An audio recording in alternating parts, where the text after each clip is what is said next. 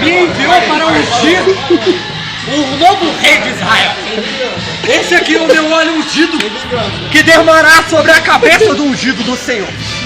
Celular! Jessé, reúne todos à nossa mesa, que hoje sairá daqui o novo ungido de Israel. Reúne todos da casa. O pequeno, o tio, o cabeça. Todos sentados aqui. Todos sentados aqui.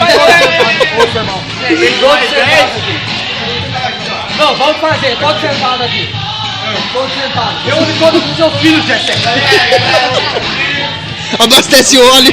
Abastece o óleo. Reúne todos. Deixa sentado aqui em fileira. Os filhos de Jessé em fileira. Faz um favor, reúne os filhos de Jessé, por favor. É que, ó, a tua é diferente porque a mãe é diferente. A mãe é mais diferente. A mãe é diferente. Vai, filho, vai. A mãe é diferente. Esse aqui tava na guerra mesmo, tá com arma na mão. É que a mãe é diferente, liga não. Jessé, É que tá tendo. Jessé, estão todos aqui? Todos estão aqui. Todos estão aqui. Papai, cadê a mãe? Cadê a mãe, pai? Mamãe foi isso. Não, Jessé, está faltando um. Está faltando um. Ah, tem um aí, mas sei lá. Onde ele está? Manda vir. Davi? Manda trazer. Cadê Davi? Me traz a Cadê mandada. Davi? Eita, Davi. Davi, esse é totalmente oposto. Que Davi, Ô, Davi! Esse é o Davi. Reúne Davi.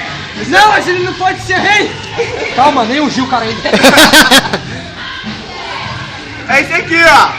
Davi é o seu nome? Davi queimado! Mas tem certeza, velho? Não! A Bíblia não fala por dentro. Mas você tem certeza? Eis que você é o novo rei de Israel. Mas tem certeza? E esse óleo eu te unjo agora sobre a tua cabeça. Mas tem certeza? Receba um do Glória! Mas a partir de hoje, você irá governar Israel. Tem que coisar. Receba o batismo do Espírito Santo. Vai! O batismo do Espírito Santo. Vai! Fala, eu sou o Samuel. Eu sou o Samuel. E eis que esse óleo da unção é ungiu o nosso rei, novo rei, que tirará Saul do governo.